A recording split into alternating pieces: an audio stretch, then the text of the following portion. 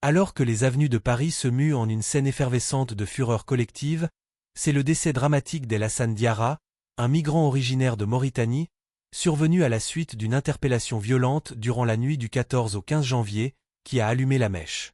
L'impact de cette tragédie a mis en évidence une ironie flagrante. Ceux qui se posent en défenseurs des droits humains sur la scène internationale ont du mal à faire le ménage chez eux. Dans un renversement de situation qui prêterait à rire s'il n'était pas aussi tragique, les mêmes pouvoirs qui s'acharnent à alimenter les conflits en Algérie via des relais médiatiques tels que l'omniprésent Amir DZ se voient maintenant confrontés à leur propre désordre. Ce qui était jusqu'alors dissimulé sous des discours polis et moralisants émerge désormais au grand jour. Un pays aux prises avec ses propres tourments, dont les sermons vertueux sonnent faux. La mobilisation de milliers de protestataires au centre de la capitale française pour exiger justice pour El Hassan Diarra, qui a subi des coups sévères avant de s'évanouir sans recevoir la moindre aide médicale, met les officiels français dans une posture hautement inconfortable. Cette affaire est d'autant plus gênante qu'elle est couverte par un silence médiatique savamment organisé par les organes de presse hexagonaux, qui s'attachent à polir l'image d'opposants bien financés tout en ignorant le meurtre de sang-froid perpétré dans leurs propres artères urbaines. Cette attitude consolide l'opinion répandue que ces médias ne sont que des outils manipulés par les agences de renseignement françaises, destinés à orchestrer et propager des plans déstabilisants contre l'Algérie. Une Algérie qui représente désormais un atout stratégique majeur pour Paris depuis qu'elle s'est libérée de sa dépendance ancestrale et s'est lancée avec détermination dans l'édification de son indépendance totale via des choix audacieux, résolus et intransigeants. Ces faits récents et en cascade prouvent que l'État algérien actuel, sous sa gouvernance présente, a réussi à convertir les obstacles en avantages tangibles.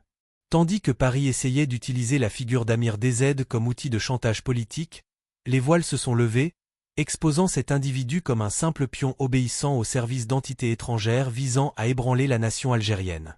Cette vérité s'est imposée avec plus de netteté après ses remerciements publics au président Macron et aux instances françaises. Un acte qui a définitivement sapé la maigre légitimité populaire restante de ce qui est présenté comme une opposition exilée. Ces personnes se sont ainsi muées en de simples faux témoins dans une comédie absurde montée par les services secrets français. Entre-temps, l'Algérie ne fait que croître en robustesse et en unité grâce à la solidarité de sa population, de son armée et de ses forces de sécurité. Ces dernières possèdent à présent des éléments probants incontestables, éliminant tout doute sur les connexions étroites entre ces réseaux et des agences de renseignement adverses, dont le but est de susciter la division et d'endommager la cohésion nationale. Cette situation a poussé l'Algérie à mettre en œuvre une stratégie multifacette, à la fois diplomatique, sécuritaire et économique, affirmant sans ambiguïté que l'époque des dictats est close pour de bon et que l'Algérie renouvelée négocie désormais en position d'égalité, en tant que puissance régionale en ascension qui suscite l'appréhension chez les ex-puissances coloniales. La force algérienne se concrétise aujourd'hui par des données et des indices économiques qui indiquent un retrait massif des firmes françaises sur le marché local. L'Algérie a démontré une astuce stratégique exemplaire en élargissant ses alliances internationales avec des géants comme la Chine, la Russie, les États-Unis et l'Italie. Cette stratégie a déclenché une véritable panique dans les milieux d'affaires parisiens, surtout suite à la résolution historique de bloquer l'achat des actifs d'Anarco par Total. Cette mesure a été perçue comme un séisme par les créanciers français et a illustré que les décisions souveraines algériennes ne dépendent plus des liens traditionnels, mais s'alignent strictement sur l'intérêt suprême de la nation. Cette évolution économique est le véritable déclencheur des offensives médiatiques hystériques lancées contre les emblèmes algériens.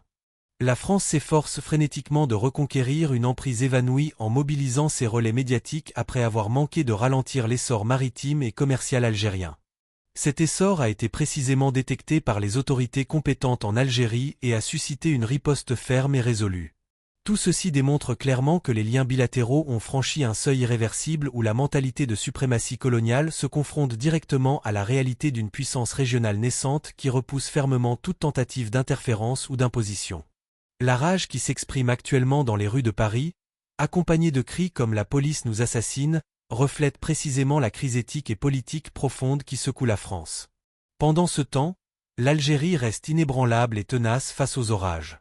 Les évolutions fraîches ont révélé que l'histoire colportée par Amir DZ, au sujet d'un soi-disant rapt en plein territoire français, n'est qu'une invention grossière, inadmissible pour toute intelligence rationnelle. Comment une action d'une telle envergure pourrait-elle se dérouler sans l'intervention des forces locales avant que la personne ne soit libérée peu après, sinon dans le cadre d'une opération de façade politique destinée à métamorphoser un indicateur en martyr médiatique. En somme, l'ensemble de ces évolutions illustre avec une précision impitoyable que nous sommes témoins d'un virage historique majeur dans les équilibres de pouvoir, non seulement entre l'Algérie et la France, mais plus globalement entre les anciennes métropoles coloniales et les pays qui ont opté irrévocablement pour reprendre le contrôle de leur avenir souverain. Ce qui se déroule dépasse largement des incidents isolés, des affaires courantes ou des assauts médiatiques temporaires.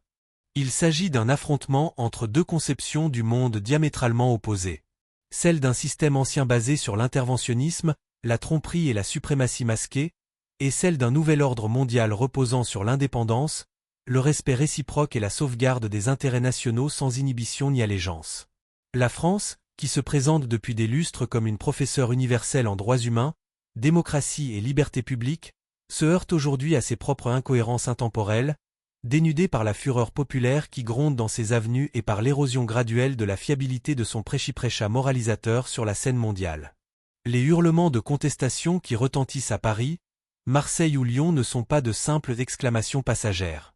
Ils expriment un dysfonctionnement fondamental, une rupture majeure entre un gouvernement de plus en plus distant de sa société et des citoyens qui ne s'identifient plus aux structures censées les défendre.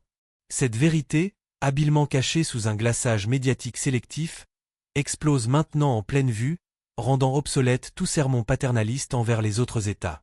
Devant cette tourmente plurielle, l'Algérie émerge comme un protagoniste clairvoyant et résolu, ayant assimilé les enseignements de son passé tourmenté et refusant désormais de jouer le rôle de pion dans les stratégies géopolitiques d'autrui.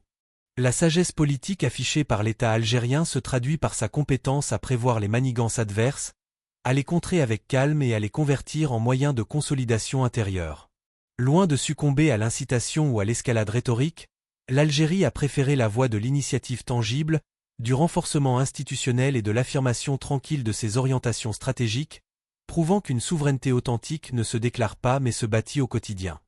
Il est aussi manifeste que les efforts pour influencer l'opinion publique algérienne via des personnalités artificiellement propulsées ont touché leurs bornes.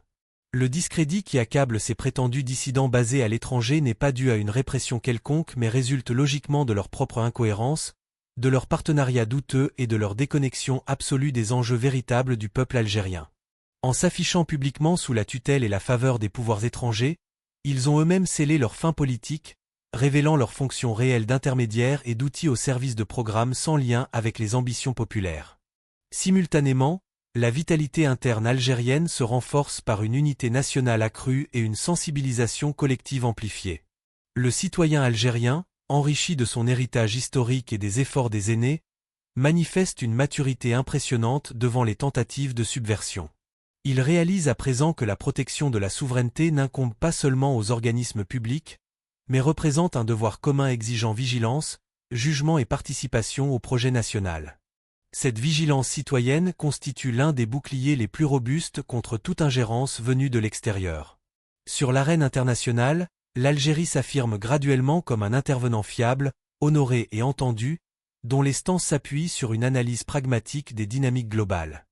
Son influence croissante en Afrique, dans le monde arabe et en Méditerranée démontre sa capacité à offrir des options diplomatiques basées sur le débat, la collaboration et le rejet des hiérarchies imposées.